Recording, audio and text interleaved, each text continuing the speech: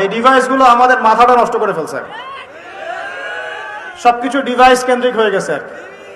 বাচ্চা মাঝখানে ঘুমায়, স্বামী একদিকে মুখ করে ফোন টিপে, স্ত্রী আরেকদিকে মুখ করে ফোন টিপে। এই না এখন বর্তমান যুগটা এমন না? খাবার টেবিলে বসেছি, মা খাচ্ছে নিজে ফোন টিপছে, আমি খাচ্ছি আমি ফোন টিপছি। এমন না বিষয়গুলো এখন? মেয়ে নিজের ফোন নিজে টেপে, বাবা নিজের ফোন নিজে টেপে। এই যন্ত্রটা আমাদের মাথাটাকে আনকালচার্ড করে ফেলেছে, অসামাজিক করে ফেলেছে। এটা খুব একটা স্মার্টফোন না, আমরা নাম দিয়েছি স্মার্ট, আসলে ফোনটা খুব একটা স্মার্ট না। এর অধিক ব্যবহারে এর প্রতি আসক্তি তৈরি হয়, মাদকের মতো আসক্তি তৈরি হয়। তখন সে বাস্তবতা আর এই ভার্চুয়াল লাইফের পার্থক্য বুঝতে পারে না, যে বাস্তব কোনটা আর ভার্চুয়াল লাইফ কোনটা। দেখবেন কিছু একটা কিনেছে, ঈদে কিছু কিনেছে, মানুষকে না দেখানো পর্যন্ত শান্তি হচ্ছে না। ঈদে বাসায় কিছু রান্না বান্না করেছেন, মানুষকে না জানানো পর্যন্ত আপনার ঘুম হচ্ছে না। একজন আলেমকেও দেখলাম সেদিন, যে সে পোস্ট করেছে একটা, যে ঈদে আমি 3টা কাপড় হাদিয়া পেয়েছি, ঈদের দিন এইটা পরেছি, ঈদের পরের দিন এইটা পরেছি, তারপরের দিন এটা পরেছি। এটা মানুষকে জানানোর কি দরকার আছে? আমরা জিজ্ঞাসা করেছি আপনি কয়টা কাপড় হাদিয়া পেয়েছেন? কেউ কি জিজ্ঞাসা করেছে? নিজেই আমরা প্রাইভেট লাইফের খবরগুলো পাবলিক করে ফেলছি এই স্মার্টফোনের কারণে, এডিকশনের কারণে। এতে করে একটা মারাত্মক ক্ষতি হয়েছে। ক্ষতিটা হলো ঠান্ডা মাথায় চিন্তা করার যে ক্ষমতা, এটা নষ্ট হয়ে যাচ্ছে দিন দিন। ঠান্ডা মাথায় চিন্তা করে একটা সুস্থ সিদ্ধান্ত নেওয়ার যে ক্ষমতা আল্লাহ দিয়েছেন না, এটা নষ্ট হয়ে যাচ্ছে দিন দিন এই ফোনের কারণে। আর এই ফিতনা থেকে কেউই মুক্ত না এখন, আলেম জালেম সবার মধ্যে ফিতনা চলছে। আর ইয়াং জেনারেশনের তো ফোন ছাড়া চলেই না, ফোন ছাড়া কোনো গতি নাই। শুধু আইওয়া শোডাউন দিয়ে আর একদিনের মাহফিল দিয়ে ভাই কিচ্ছু হবে না। কথা কি খারাপ লাগছে? কিছু কথা আমার খারাপ লাগতে পারে, তবে আজকে থেকে 10 বছর পরে হলেও এর ফল বুঝবেন ইনশাআল্লাহ। কারণ প্রথম কিছু কথা বললে মানুষ গালি দেয়। যেমন 5 বছর আগে ইলেকট্রনিক মানি নিয়ে কথা বলেছিলাম, পেপার মানি নিয়ে কথা বলেছিলাম, মানুষ খুব গালি দিয়েছে। তো এখন তারাই বলছে আসলে উনি ঠিকই বলেছিল। সাদাকাতুল ফিতর দিয়েছেন না আপনারা? সাদাকাতুল ফিতর, কেউ চাল দিয়েছেন, কেউ কিশমিশ দিয়েছেন, কেউ খেজুর দিয়েছেন না, আবার কেউ টাকা দিয়েছেন, এই তো, তাই না? এটা নিয়ে একটা দ্বন্দ্ব দেখলাম অনলাইনে, যে আসলে কোনটা দিবে। কিছু মানুষ এইটা বুঝতে পারছে যে হ্যাঁ, এটা নবীজি খাদ্যদ্রব্য দিয়েছেন, আমাকেও তাই দেওয়া উচিত, আমি একদম বিশুদ্ধ সুন্নতের উপর আমল করব, এটা বুঝতে পারছে। কিন্তু নবী সাল্লাল্লাহু আলাইহি ওয়াসাল্লাম যে দিনার আর দিরহাম কারেন্সি হিসেবে ইউজ করেছেন, ওটা বুঝতে পারছেন। কথা বুঝতে পারছেন কিনা? ওই জায়গায় ধরতে পারছে না। এখন ওইটা কিন্তু অর্থনৈতিক সুন্নত। ওটা কি সুন্নত? ওটা কিন্তু অর্থনৈতিক সুন্নত, কারণ ওর মধ্য দিয়ে মুদ্রা এবং অর্থের মান কমে যায় না, বরং একটা জায়গায় স্থিতিশীল থাকে। কিন্তু আমাদের এই বিশ্ব যে কারেন্সিগুলো দিয়েছে, এগুলোতে মুদ্রার মান সীমাবদ্ধ থাকে না, কমে যায় কিনা? 10 লাখ টাকা এখন রেখে দেন আপনার সিন্ধুকের মধ্যে, 5 বছর পর কি 10 লাখ টাকার মান 10 লাখ টাকা থাকবে? কিন্তু 10 লাখ টাকার গোল্ড আপনার কাছে আছে মনে করেন, 10 বছর পর এর মান বাড়বে না কমবে? এই জন্য আল্লাহ পাক কারেন্সি দিয়েছেন দিনার এবং দিরহাম, যেটা পৃথিবী থেকে উঠে গেছে।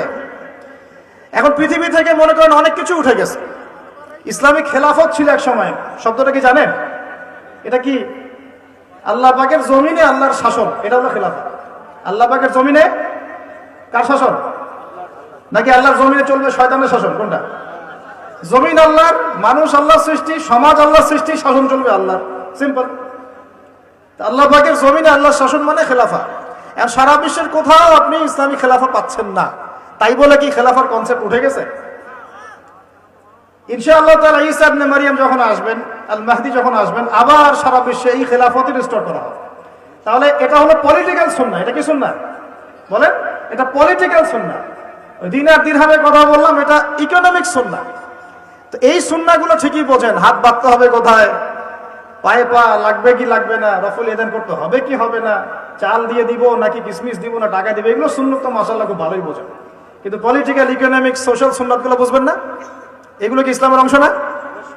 ইসলামের বাইরে এগুলা? তো আমি আশা করি আমাদের যুব সমাজ কোরআনকে বুকে আগলে ধরবে ইনশাআল্লাহ। পারবেন তো ভাই? আজকে যদি সারা ওয়াজের সব কথাও ভুলে যান, এই কথাটা মনে রাখেন যে আমরা কোরআনহীন জীবন যাপন করবো না ইনশাআল্লাহ। প্রত্যেকদিন কমপক্ষে 1 পারা করে হলেও কোরআন তেলাওয়াত করবো ইনশাআল্লাহ। অর্থ বুঝি চাই নাই বুঝি তেলাওয়াত করবো ইনশাআল্লাহ। তেলাওয়াত করতে করতে করতে কোরআনের প্রতি একটা মহব্বত সৃষ্টি হবে। যখন মহব্বত সৃষ্টি হবে তখন ইনশাল্লাহ আপনি অর্থ বোঝার দিকেও মনোযোগ দিবেন ইনশাল্লাহ। অর্থ বুঝতে বেশি কিছু লাগে না, আরবি ভাষাটা জানলেই হয়, আরবি ব্যাকরণটা জানলেই হয়। আমরা একসাথে 5টা ভাষা শেখার মতো মেন্টাল ক্যাপাবিলিটি রাখি, এটা সায়েন্স বলে। একটা ছোট বাচ্চা একসাথে 5টা ভাষা শেখার মতো মানসিক দক্ষতা রাখে। এবং আগের যুগে, এই যে ব্রিটিশ পিরিয়ডের আগে আমাদের বাপদাদারা যারা ছিল, তারা বাংলা, ইংরেজি, উর্দু, ফার্সি, আরবি 5টা ভাষাই জানতো না? আমাদের দাদা পরদাদাদের জেনারেশন, মানে আমি আমার জেনারেশনের কথাই বলি, তারা এসেছিল বাগদাদ থেকে এই বাংলাদেশে দিন প্রচার করতে। আমি এতটুকু শুনেছি, আমি এর বেশি কিছু জানি না। আমি আমার বাবা দাদাদের কাছে শুনেছি তারা এসেছে বাগদাদ থেকে এই ভারতীয় উপমহাদেশে দিন প্রচার করতে। তারা 5টা ল্যাঙ্গুয়েজ জানতো, বাংলা, ইংরেজি, উর্দু, ফার্সি এবং একটা কি আরবি। তো আমরা যদি এতগুলো ভাষা জানার মতো দক্ষতা রাখতে পারি, কোরআনের ভাষা আরবি শিখতে পারবো না ভাই? কারা কারা বিসিএস কোচিং করছেন হাত তোলেন দেখুন। আপনি করছেন বিসিএস কোচিং? বোঝে নাই মনে হয়, এমনি হাত তুলছে আর কি। আচ্ছা, বিসিএস কোচিং কারা কারা করছেন হাত তোলেন দেখি। কেউ করছেন না? এই তো এক ভাই আছে, 2 ভাই আছে। মাস্টার্সে কারা কারা পড়ছেন হাত তোলেন দেখি। তো মাশাআল্লাহ। আইএলটিএস করেছেন কারা কারা? আইএলটিএস করেছেন কারা কারা ইংরেজিতে? আচ্ছা, কম্পিউটারের উপর কোর্স করেছেন কারা? 3 মাস 4 মাস? মাশাআল্লাহ। তো যুব উন্নয়ন প্রশিক্ষণ নিয়েছেন কারা কারা? এই যে কোর্সগুলো আপনি করেছেন 6 মাস, 1 বছর, 2 বছর, এগুলোর জন্য আপনি মেহনত করেন নাই? কথা বলেন।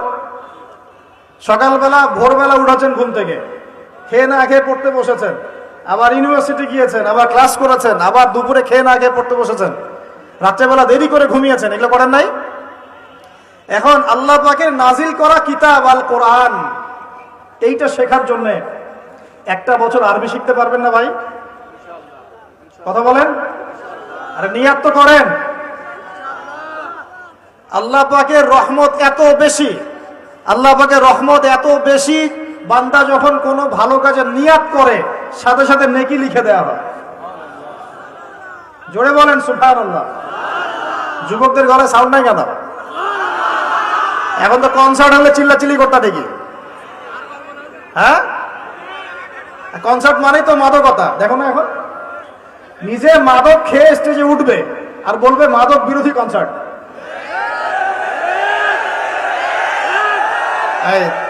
রাগ করলেন নাকি?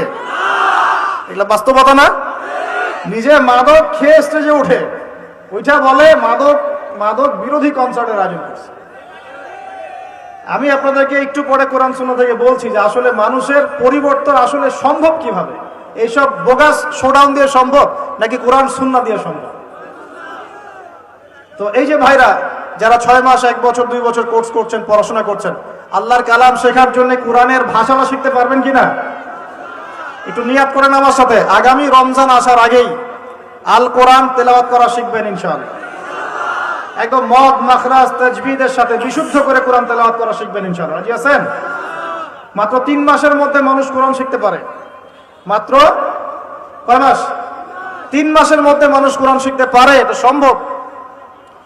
আর যদি আপনি 2 বছর, 2.5 বছর, 3 বছর সময় দেন আরবি ভাষার পিছনে, ব্যাকরণের পিছনে, ইনশাআল্লাহ তাআলা আপনি কোরআনের অর্থ করতে পারবেন ইনশাআল্লাহ। কোরআন পড়বেন, অর্থটাও বুঝতে পারবেন ইনশাআল্লাহ।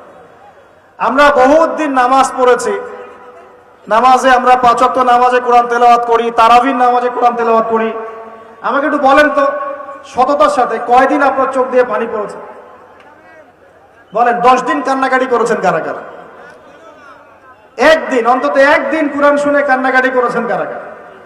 আলহামদুলিল্লাহ, হাত নামান। দেখেন, আমরা কোরআন পড়েও কেন চোখ দিয়ে পানি বের হয় না? কারণ কোরআনের যে অর্থ, যে মানে ব্যাখ্যা, ইন্টারপ্রিটেশন, এবং কোরআনের যে ভিতরের অন্তর্নিহিত নিগুড় একটা রহস্য, এইটা আমাদের কলিজার মধ্যে পতিত হয় না। কেন হয় না? কারণ আমি তো ভাষাটা জানি না, আমি তো ভাষা জানি না। আপনার সন্তান বা বাবা মা অসুস্থ, মনে করেন, কথার কথা আল্লাহ না করুক, তো এখন আপনি ওযু করে 2 রাকাত নামাজ পড়ে আল্লাহর কাছে দোয়া করছেন যে আল্লাহ, আমার বাবা অসুস্থ, আমার মা অসুস্থ, আমার সন্তান অসুস্থ, আল্লাহ তুমি তাকে শেফায়ে কামেলা দান করো। বলে আমিন।